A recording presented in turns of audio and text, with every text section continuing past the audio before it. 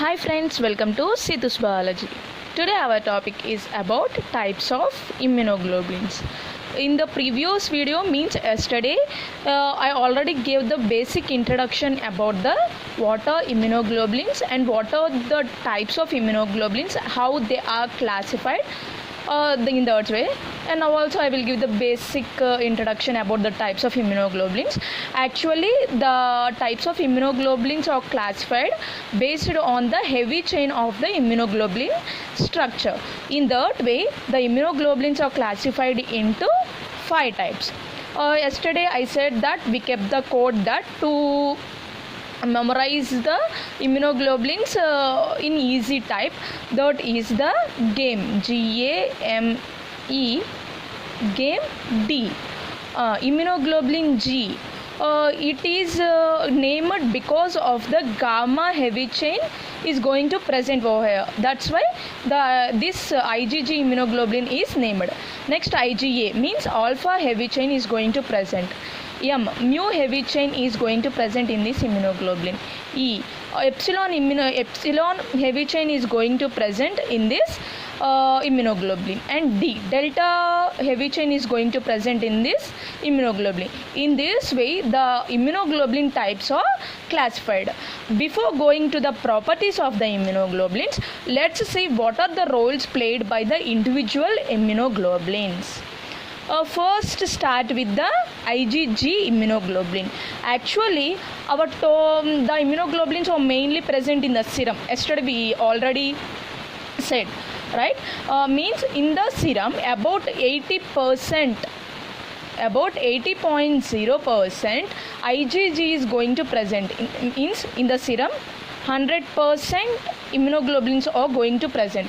In the 100%, about 80% IgG is only present.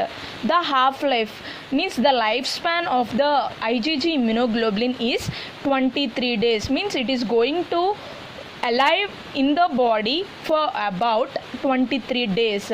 Means comparing to all the other types of the immunoglobulins, it is having the longer shelf life, and it is going to transport through the placenta in the womb of the mother.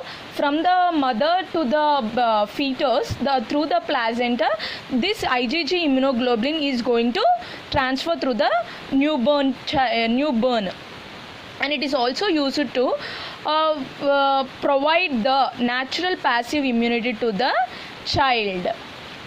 I already said in the previous video about the immunity, what is meant by the natural passive immunity. If you didn't see that video, please go back to that video. You can get the detailed information about this natural passive immunity. And last, it appears, actually this IgG immunoglobulin appears late in our body but persists for the longer time. Means in our body, if we are suffering with any infection or something else, it do not produce or appear early after the infection, but it appears very late, but it available in our body for the longer time. I already said that the half-life is 23 days. Means it is going to persist over longer period comparing to all the immunoglobulins. And it also appears after the initial immune response. Means we already noticed that it appears late. Means before appearing of the IgG immunoglobulin, other immunoglobulin is going to fight against the antigen, that is known as the initial immune response. After fighting of the other immunoglobulin against the antigen, later it acting against third infection. That's why it is said that it appears after the initial immune response. And it is also going to participate in the precipitation reaction, complement fixation, and also the neutralization of the toxin and viruses. Precipitation, complement fixation, or the antigen antibody reactions. In the next videos I am going to give the complete detailed information about the antigen antibody reactions. There you can notice that what are those. Just memorize those. Means IgG is going to participate in the precipitation and the complement fixation reactions. neutralization of the toxin and the viruses. Means when the viruses or the toxins entered into our body for to cause any infection to us, but the IgG immunoglobulins is going to neutralize them without causing any infection in our body. This is the main role played by the IgG immunoglobulin, and it is also protective against the microorganisms which are active in blood and the tissues. Means the microorganisms which are going to act on our blood or in the tissues, it is going to restrict those microorganisms for acting against our blood and tissues, providing a protective layer, protective sheet in our body. This is the main role played, and this is the major introduction about the IgG immunoglobulin. Actually, the structure of the IgG immunoglobulin in the previous introduction of the immunoglobulins, I already gave the basic structure, right? It is mainly present in the Y shape. In this way, these are the heavy chains and these are the light chains. In this way, the basic structure of the IgG immunoglobulin persists. Let's see about the IgA immunoglobulin. IgG immunoglobulin in the serum, about 80% IgG immunoglobulin is going to present, but IgA immunoglobulin is going to present of about 10 to 30% in the serum from comparing to all the immunoglobulins, and the half-life of the IgA is the 6 to 8 days. And this immunoglobulin, this IgA immunoglobulin is going to occur in the two forms. Those are serum immunoglobulin A and the secretory immunoglobulin A. And serum immunoglobulin A is the monomer molecule, means single. Monomer means single molecule, and it means the immunoglobulin A which is going to present in the serum is with the molecular weight of 1,60,000, and the secretory immunoglobulin is the dimer, means it is present in the two forms. That's molecular weight of the immunoglobulin A is in the secretory form is the 4 lakh. And the principal immunoglobulin, this IgA immunoglobulin is a principal one which is going to present in the secretions like milk, saliva, tears, sweat, nasal fluids. These are all the fluids which are secreted out from our body. Mainly this IgA immunoglobulin is going to present in these secretions, and it is also protects the mucous membrane against the microorganisms. The microorganisms which are going to fight or which are going to act against the mucous membrane in our body, this IgA immunoglobulin is going to protect this mucous membrane from the microorganisms for not causing any infection to the, means not attacking any infection to the mucous membrane. And it is also mainly synthesized from the, means this IgA is mainly synthesized from the plasma cells than the serum cells. It is synthesized from the serum in the little amount. Let's see the structure of the IgA immunoglobulin. This is the main structure of the IgA immunoglobulin. In this structure, two parts, main parts or special parts are going to present here. That is the secretory piece, means I already said that this IgA immunoglobulin is present in two forms, right? Those are the serum IgA and the secretory IgA. For the secretory piece, so that the secretory piece is going to present. In the case of the serum IgA, the J chain is going to present. We already know that the two long chains and two heavy chains are going to present. These chains are bonded with each other with the disulfide bonds. This is the major structure, basic structure or the minimum detailed information about the IgA immunoglobulin. Let's go to the IgM immunoglobulin. It is going to present in the serum of about 5 to 8%. The half-life of the IgM immunoglobulin is the 5 days. Means lesser than the IgG and also the IgA immunoglobulin. It contains about 5 immunoglobulin subunits, means in the structure of the IgM immunoglobulin, it contains 5 immunoglobulin subunits.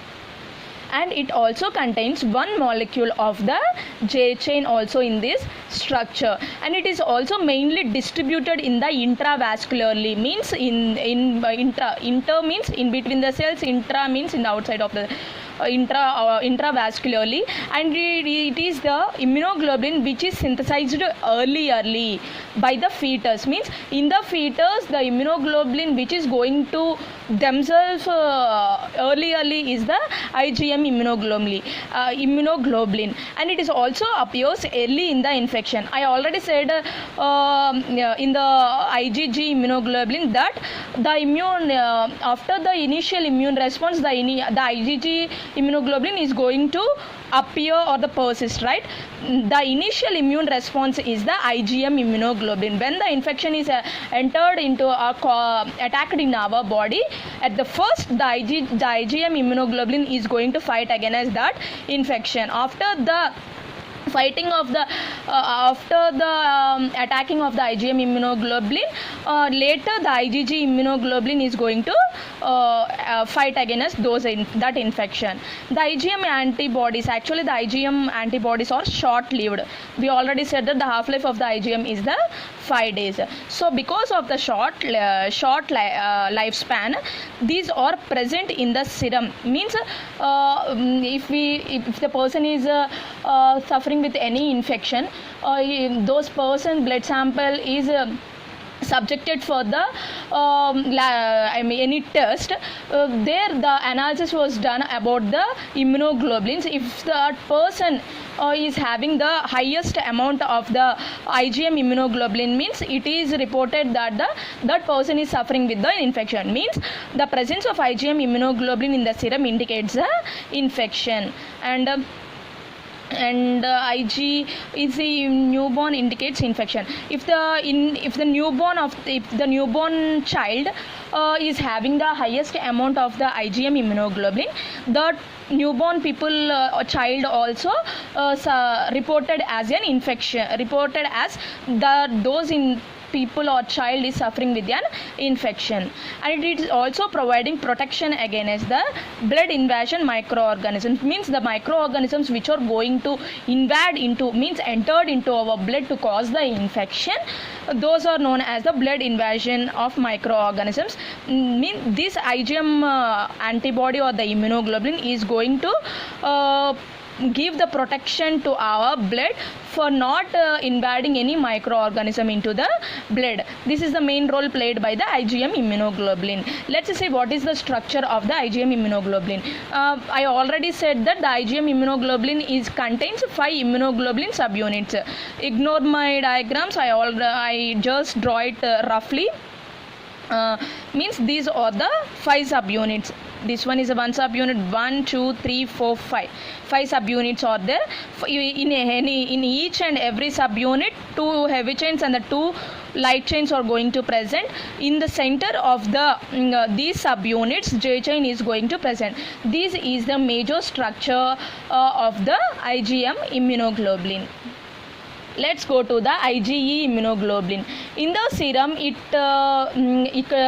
represents in the traces amount, and the half-life of the IgE immunoglobulin is 2 to 3 days.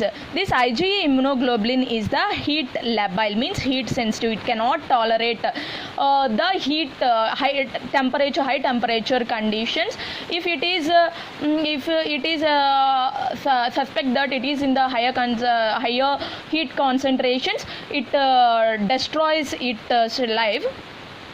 So it is named as the heat labile. It mediates, and this IgE is going to mediate the type 1 hypersensitivity reaction. Hypersensitivity reactions or the allergic reactions which are causing in our body, and these are produced mainly, means in these IgE immunoglobulins are going to produce in the linings of the respiratory tract and also the intestinal tracts. The linings which are going to present on the respiratory and the intestinal tracts of our body, these IgE immunoglobulins are produced. This is about the IgE immunoglobulin. The structure of the IgE immunoglobulin same of the IgG immunoglobulin. Let's go to the IgD immunoglobulin. This IgD immunoglobulin is present in the serum, means if 100 ml, in the 100 ml of the serum, 3 mg of IgD immunoglobulin is going to present. It is intravascular in distribution. This IgD immunoglobulin is intravascular in distribution. I didn't said that. The IgE immunoglobulin is extravascular in distribution. The half-life of the IgD immunoglobulin is 3 days. Means IgE and IgD are similarly equal. These are the basic roles played by the immunoglobulins. Let's see what are the properties of the each and every immunoglobulin. Let's start with the molecular weight of the immunoglobulin. The IgG molecular weight is 1,50,000, IgA molecular weight is 1,60,000, and IgM 9 lakhs, and IgE 1,90,000, and IgD 1,80,000. The sedimentation coefficient means the sedimentation coefficient is the concentration based on the size of the immunoglobulins. Means when we are subjected the serum or the blood in the centrifugation, based upon the size of the immunoglobulin, the particles or the serum or the immunoglobulin is going to separate. Based on that, the sedimentation coefficient is given to the each and every immunoglobulin. IgG immunoglobulin sedimentation coefficient is 7, for IgA also 7, for IgM 19, for IgE 8, for IgD 7. Let's go to the what are the heavy chains are going to present on the each and every immunoglobulin. Heavy chains, gamma is going to present on the IgG. I already said that in the starting of the video also. And IgA means alpha, IgM means mu, IgE means epsilon, IgD means delta. And the light chains which what are going to present on the immunoglobulins means any kappa or lambda chains. Any of the kappa or lambda chains are going to present in each and every immunoglobulin. Let's see what are the serum concentration. Means how much concentration of immunoglobulins are going to present in the serum. Means IgG immunoglobulin is going to present in the 12%, IgA 2, IgM 1.2, IgE 0.000, very minute, and IgD is the 0.03. Let's see what are the immunoglobulins are going to transport via the placenta. Only IgG is going to transporting via the placenta, others all are not going to transport via the placenta. Let's see what are the immunoglobulins are present in the milk. IgG, IgA or the immunoglobulins are going to present in the milk. Other three are not present in the milk. And heat stability at 56 degrees Celsius. IgG, IgA, IgM are having the heat stability, and also IgD is also having the heat stability. Heat stable in nature, but IgE is heat level. I already said in the IgE immunoglobulin. These are the different properties of the immunoglobulins. Let's see what are the functions of the each and every individual immunoglobulin. Let's start with the IgG. It is the most abundant class of isotopes. Means this IgG immunoglobulin is again classified into 4 types. Those are IgG1, IgG2, IgG3 and IgG4. These are known as isotopes, and these are crossed across the placenta. I already said in the role of the IgG immunoglobulin and also the properties also. And it is acting as a opsonization process. Opsonization is nothing but the immune reaction against the microorganisms which are the pathogen which is entered into our body, and means neutralization. And next go to the IgA antibodies. It is providing the first line of defense against the infection. Means when the microorganism entered into our body, it causes any infection in our body. Means first the IgA is going to fight against that microorganism, that is known as the first line of defense. Next go to the IgM. It is the membrane bound immunoglobulin. This is the membrane bound immunoglobulin. Means it is going to bound on the membrane. To which membrane it is going to bound? Means on the surface of the immature and the mature B cells. And it is the first antibody produced in response to an antigen. Means when the antigen is entered in our body, then in response to that, IgM is going to produce against that antigen, and it is the first antibody produced in the fetus also. Let's go to the IgE. means it is defensive against the, means it is going to fight against the parasitic infections which are caused in our body, and it is found mainly in the tissues. This IgE is going to found or isolate mainly in the tissues, and it is associated with the hypersensitivity reactions, I already said previously. And let's go to the IgD immunoglobulin. It is also the membrane bound immunoglobulin only on the surface of the mature B cells, and the function of the IgD immunoglobulin is not known till now. This is the basic main functions of the different types of the immunoglobulins. This is the introduction, properties, roles and the functions of the different types of the immunoglobulins. I think you like this video. If you like this video, please do subscribe and share. Thank you.